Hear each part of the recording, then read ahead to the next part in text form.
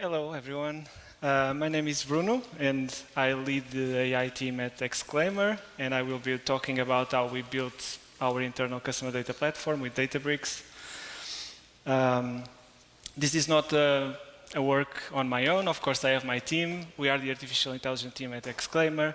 We work on infusing AI to the product, but we also work with internal data, and we try to build models that can improve the business and the customer experience for our customers.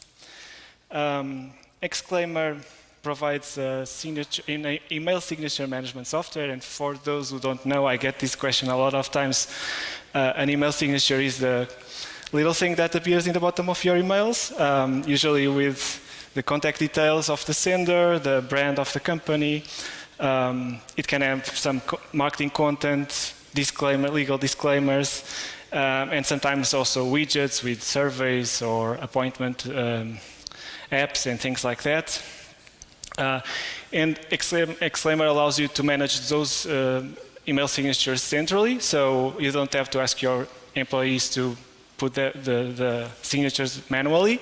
And it allows you to have allows our customers to have a consistent branding across the company, to manage these things centrally and by people that are non-technical people. And for some customers, it is also important to have some legal disclaimers in the signature, so you can ensure those legal disclaimers go there as well. We are leader in our market segment, and we have a lot of happy customers, as you can see. We have more than 50,000 customers around the world, and we have offices in the UK, US, Portugal, Australia. What I'll be talking about today is first, I will give you some context of how we got here, what was our problem, and how did we came with this solution. I'll try to give you an overview of what is a customer data platform, what is Databricks, and finally, I'll guide you through the solution we implemented and give you a simple use case so you can see how these things work in real.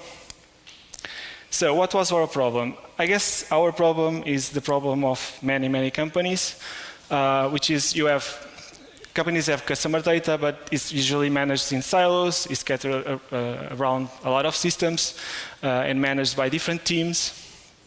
And what happens is each team has easy access to the things they manage, but they can't get to the customer data that is usually handled by other teams and managed in other systems. And sometimes it's very difficult to ensure easy access of this information within the company. Because there isn't a unified view of the customer that is consistent, accurate, and documented. So it's difficult. A lot of times it's not just a problem of having data in different places. The data is not consistent. You can't get access to the data, so it's kind of a little mess. And on top of that, being as an AI team, it was difficult to access any data to do anything with some quality. So we ended up trying to solve this problem first of having good data and data we could work with, and in the end help all the teams in the company. So we started by meeting with all the different teams and try to understand what were the questions they were trying to answer with data, try to understand what were the tools, the processes they used to collect, analyze, and visualize the data they have, and also get a sense of the challenges they were having with data. Was it available or not? Was it correct? Was it consistent enough?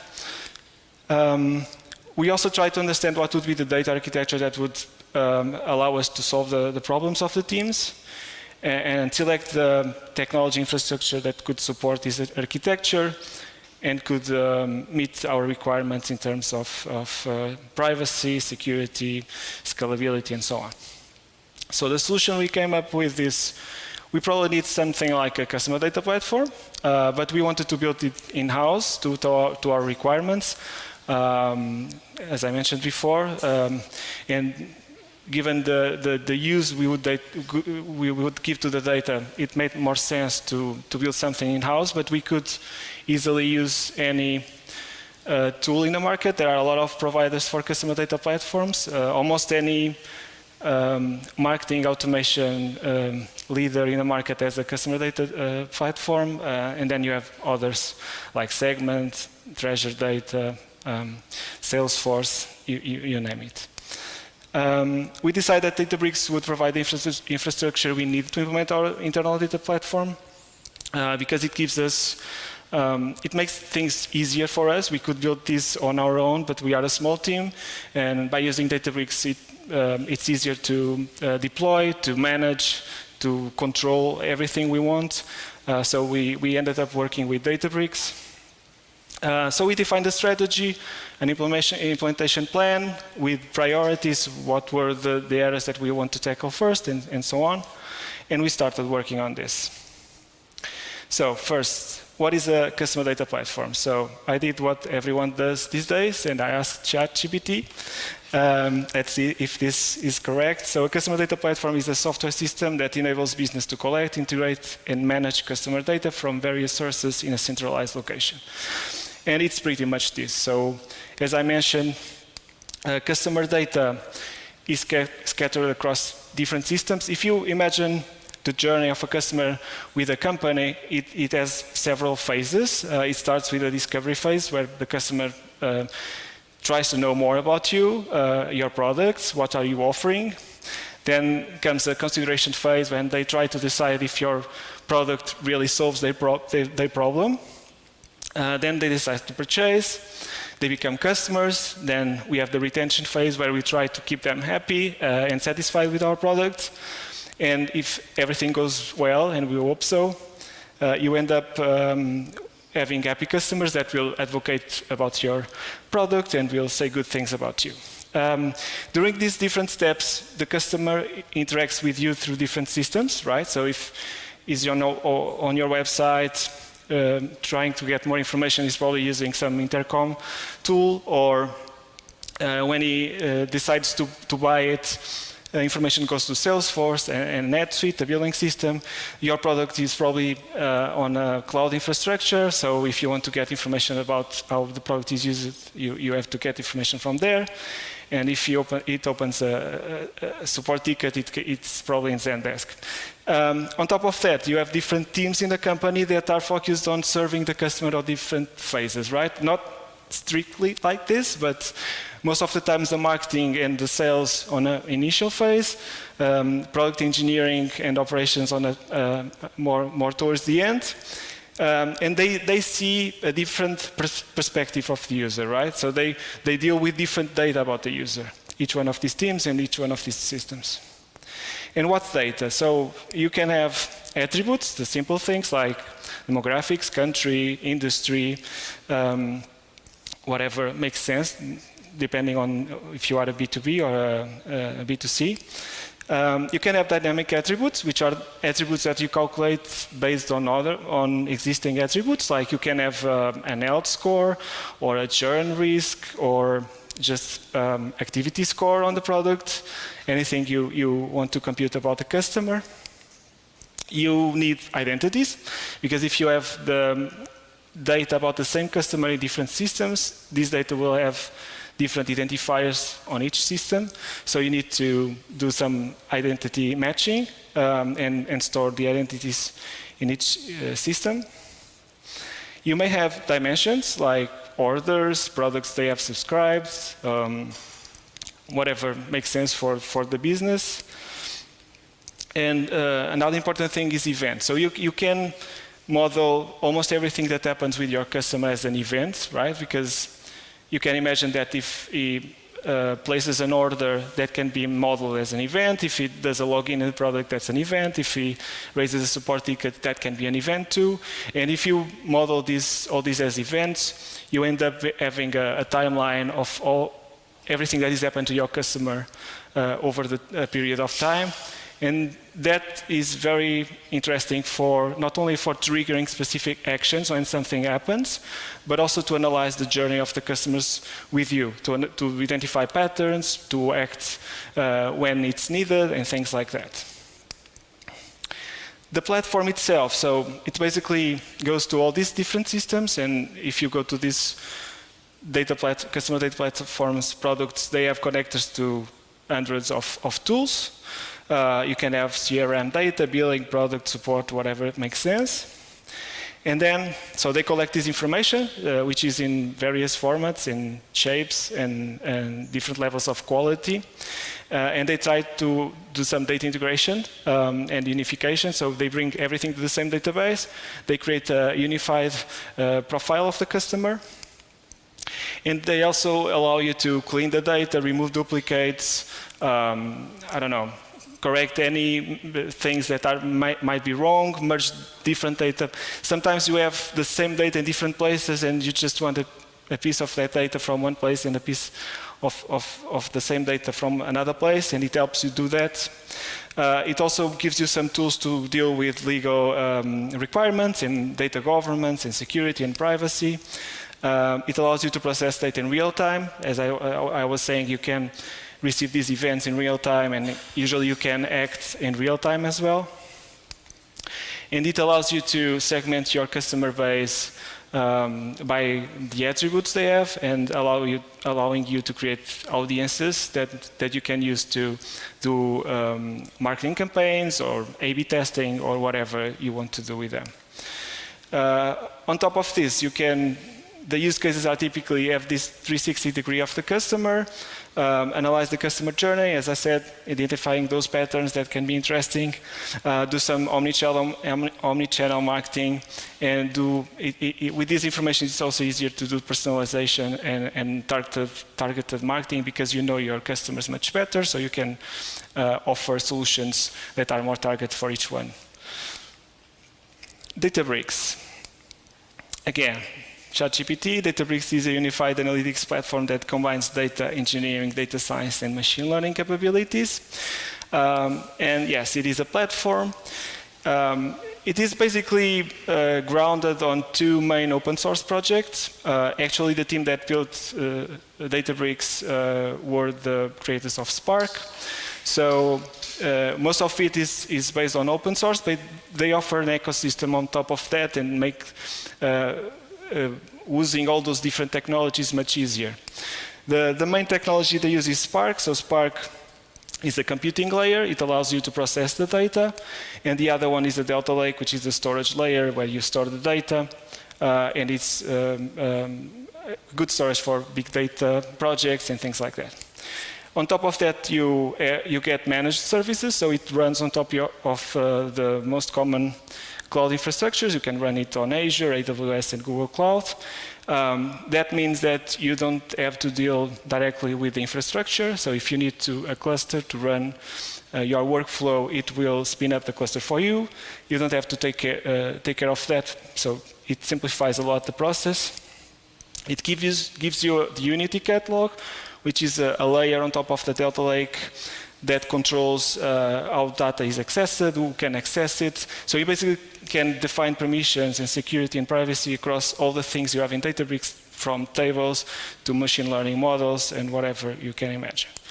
And it's a unified platform because you can do all things data related in there. You can have data warehousing, you can have data engineers building the workflows, you can have data streaming in, you can have data science and machine learning, you can have your data scientists working on it on notebooks and taking advantage of all these different technologies put together. So yeah, it's interesting. On the computing layer side of things, you have Spark. So Spark is a distributed computing engine. You can run it on single node computers or clusters. It will basically split the work into small pieces that will be computed on each node. It can do in-memory computing, so it's really fast for large workloads. It's user-friendly because it allows you to program on a lot of different languages. It has APIs for different languages, so you can have your data engineers implementing stuff on Scala, and you can have your data scientists working with Python, and all using Spark as the engine, the computing engine. It's fault tolerant, so it is capable of handling faults and recovery automatically. It's an ecosystem, so you, on top of the API, you get libraries that help you do specific things, like Spark SQL, which allows you to run SQL queries in a distributed way. Spark Streaming for dealing with streams, mlib for machine learning, and GraphX for graphs. So you get a lot of functionality out of the box for doing these use cases, for working on these use cases. It's flexible because it allows you to do different things like batch processing, real-time streaming, iterative queries. It depends on your needs and your use case. And it's open source, so it has an active community that contributes to it. That builds new features quickly, and you have a lot of support from the community when you need help.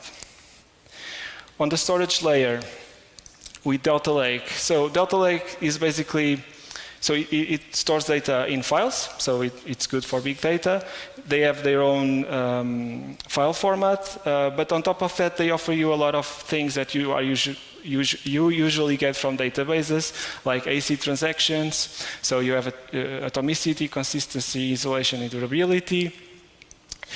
You have data versioning out of the box. So if you define a retention period for a table, it will store a change log for all the changes in that table, and you can see what was the shape of the table in a specific moment in time, which is good for historical data analysis and to roll back in case something goes wrong.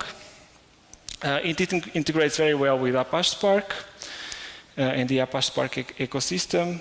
It allows you to define some schema, to do some schema enforcement, so you can define the types of your columns. So you work basically with tables, and you can define the types of your columns. You can define constraints on your tables.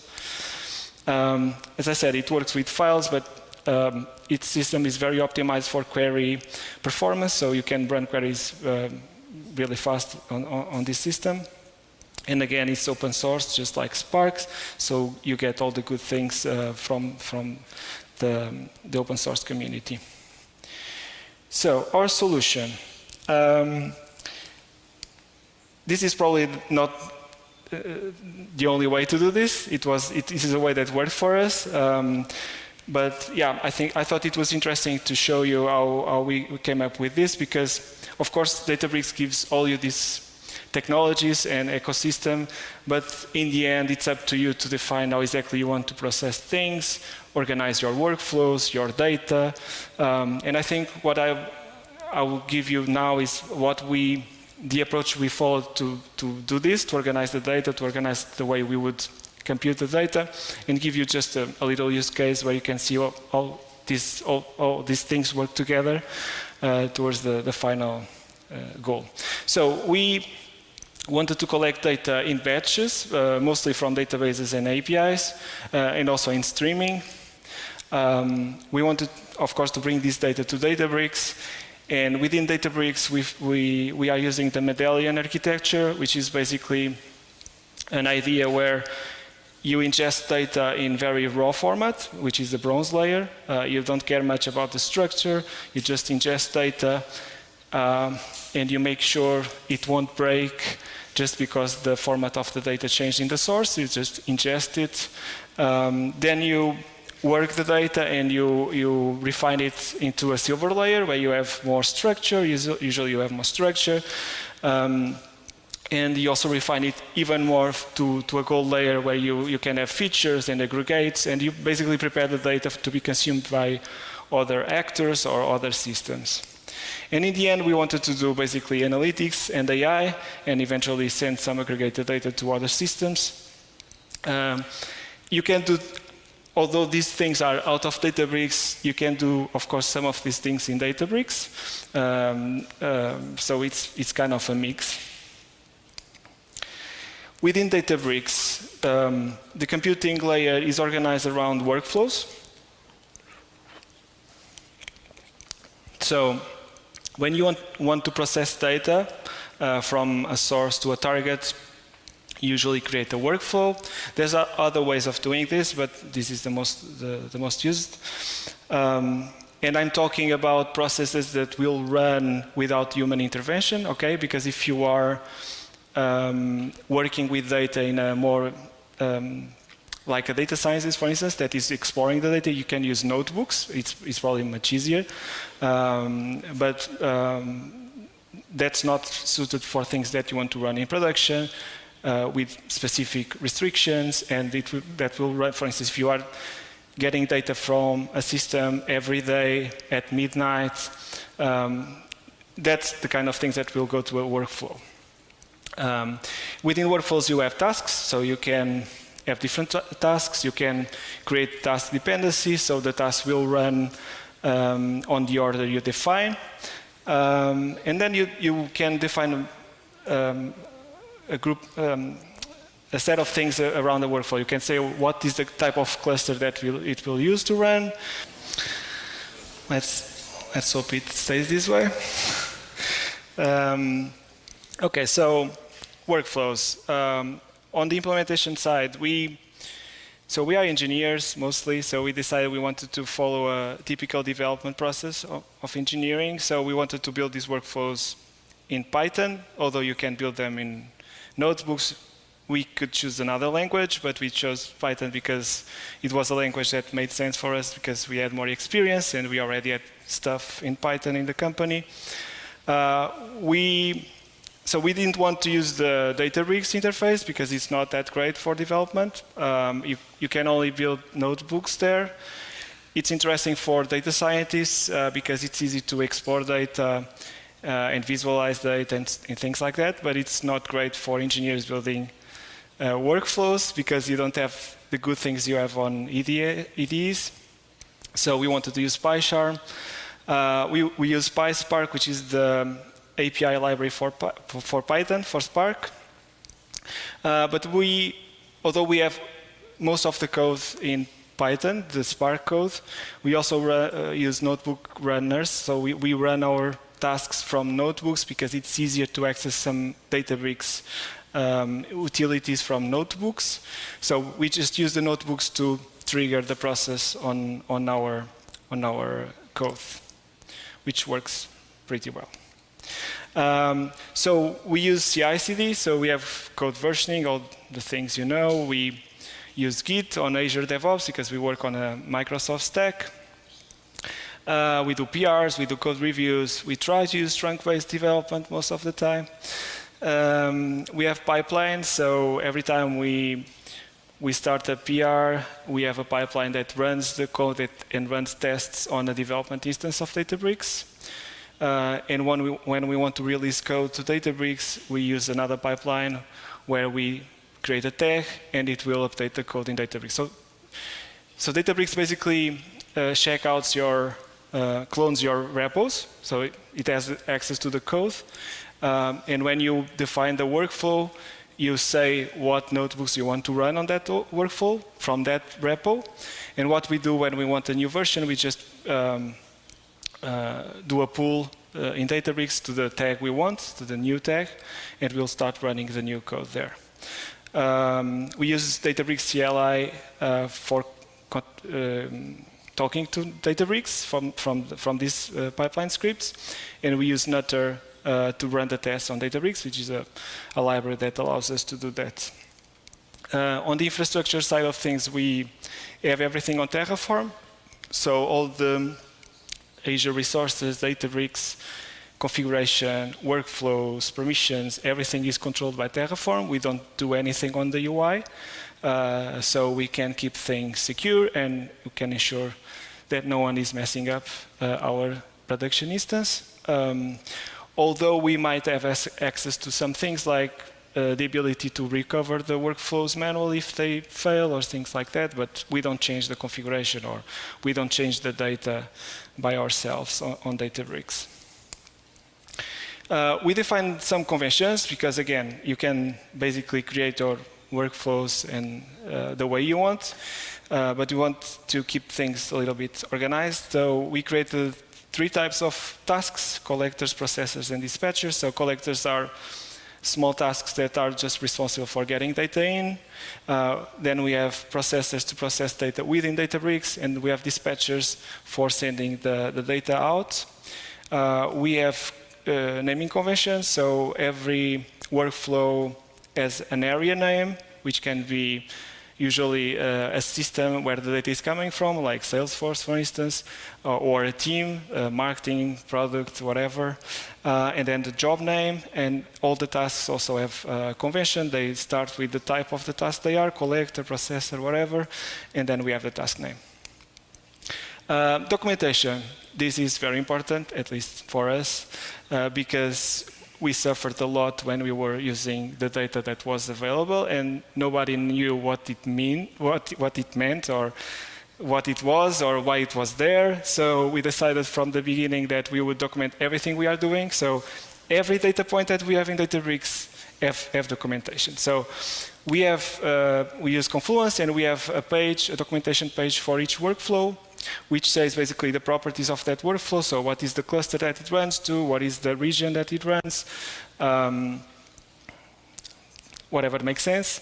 Then we have the diagram of the workflow, what it's doing, what are the tables that is using, and so on. We have a list of the tasks, a list of the tables, and then for each task, we also have the properties and the source table, so all the tables that task is reading from, and all the target tables that it's writing to. And for the tables it's writing to, we describe the operations that we are doing. So we can basically track what's happening. If we go to a specific data point in a specific table, we can track back to the source where it was, what are the changes we are applying to the data. And this is important. This may look like a simple thing and obvious thing, but it's really important, because when you getting data from a lot of different sources and you merging everything to a single place, sometimes it's difficult to understand what exactly does a data point mean. For instance, if you have things so simple as knowing if a customer is enterprise or a commercial customer. Sometimes there's differences between the teams on the interpretation of these things. And if you go to a team, they will think it's one thing. If you go to another team, they think it's a different thing. So it's important to document everything, so you can say at least that what you're showing them means X and nothing else. On the data side, so before that, Databricks organized things in catalogs first, so which are groups of databases. They call databases schemas, but they work basically like a database. Schemas are groups of tables and views. And again, we use this data hierarchy to organize the data in a way that makes sense for us. You can use catalogs, for instance, for regions and workspaces. If we have multiple data centers in different regions, we can have a catalog for each region. We can also have a development workspace, a production workspace, and each one has its own catalog. We use schemas for, as I said before, sources and teams. So Salesforce data goes to a specific schema. The tables that are managed by or manipulated by the marketing team are in a specific schema. So it's easy to define permissions and to keep data restricted to the people you want. And then you have the tables, and again, the medallion architecture, where we have bronze, silver, and gold tables within these different databases.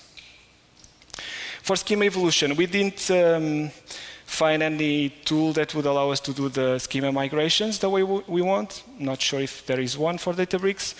So we implemented our own library, where we have the schemas for all the tables we have in Databricks, organized by this data hierarchy. We store a change log for each change in the table. So every time we want to change a table, we don't go to Databricks and change it. We go to this library, we create a new file, we write the changes we want to apply to the table, and then we have a set of scripts that will apply the changes in the order that they are supposed to. So every time we want to update the schema, we just run a specific workflow in Databricks that will update the schema to the latest version. Again, conventions, so tables have a layer in the name, the area, then the table name, pretty much the same for views with a little difference, and documentation. So we have the data hierarchy in Confluence, and we have a page for each table, and in each page we define what each column means, and what are the tasks that contributed to that specific column, and what are the dependencies on that table. So what are the tasks that are reading from it, what are the tasks that are writing to it. And this helps a lot, because if we want to make a change to a table, we just go to this page and we know exactly what are the tasks we are impacting by those changes. Now I'll show you just a simple example of all this works together. Now imagine you want to calculate a customer health score, so you want to know if your customers are happy and satisfied. So we'll have a workflow called ops customer health score, so ops for customer operations, the prefix I told you about. Then we have a catalog named prod, and we have a schema named ops for the customer operations team. So we'll start with a simple task named collector account that will collect account data from Salesforce and store it in a bronze table named bronze ops account team. I hope you can read it. Then a second task that will take the data we have in bronze layer, calculate the customer health score, store it in the silver layer for internal reference, and also store it in a gold table that will be used by another task to write back to Salesforce. So we are just taking the data points we need from Salesforce to calculate the health score. We calculate the health score, and then we feed it back to Salesforce so our teams can see the health score in Salesforce, because the sales teams, marketing teams, they basically work on Salesforce, so they want everything on Salesforce. Starting with the data layer, so there you have the structure of our schema library. So we have a package named schema, we have a folder for the ops team, then we have a folder for the bronze ops account in table, and within this folder we have a table details file, which basically have the schema of the table. So we have an ID, an activity score, and a feedback score. And we also have some table details like name, full name with catalog and schema, and the primary key. So all tables have a file like this that has the current schema of the table and the current details of the table. Then we have a folder for change logs, for the change log, and we have a first file, version 001, which is basically creating the table. So we have, again, the same schema, because it's the initial schema, and the same details, and we have the code that will create the table in the catalog if it does not exist. Okay, so basically what we do, then we have a bunch of files that I'm not showing you here, but it's basically, we have this apply ops tables changes, apply all changes, and database details. The apply changes is the scripts that will run these changelog files on the order that they are supposed to. We also store the last version of the table in the properties of the table in Databricks. So the script is able to know what is the version of the table in Databricks, and will apply the changes that it needs to apply that makes sense in that moment. Database details is just the database we have, the different database names we have. In Databricks, this looks something like this. So you have here the structure of the hierarchy of your data. So we have a catalog named prod. We have a bunch of databases there. These two are default ones, default and information schema. Then we have the ops table, the database with the 3 tables I mentioned. Here you can see the columns of the table. You can also get the sample data, some details, permissions. You can manage everything about this table here. this is saying that it's a delta table because you may not use the Unity catalog in Databricks. You can use a different thing. But the Unity catalog gives you a lot of things that, for instance, a normal Hive Store catalog wouldn't, like some lineage information or very specific things and features that they provide you. Okay, on the computing side of things, so we have these 3 tasks on a workflow. This would be, so each workflow will have its own repository in Git. This one have both collectors, processors, and dispatchers. So we have a tasks folder, and then a folder for each type of task.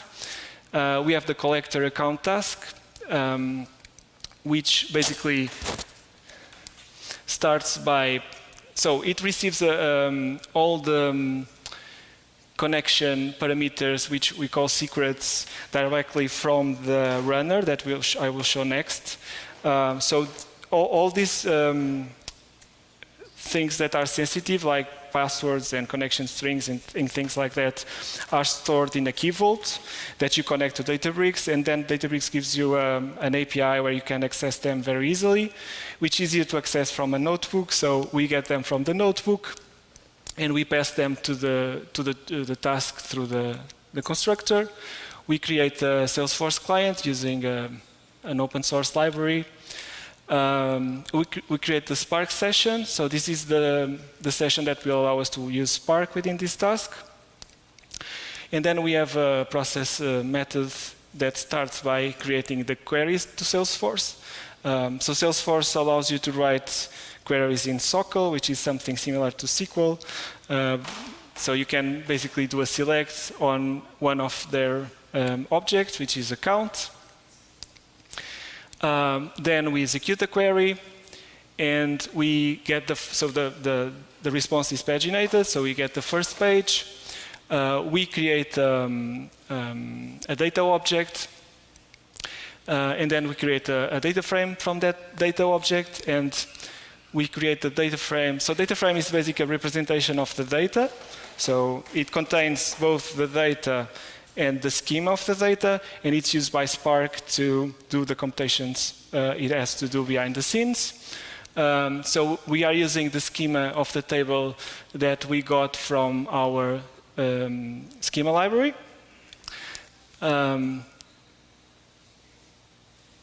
Okay.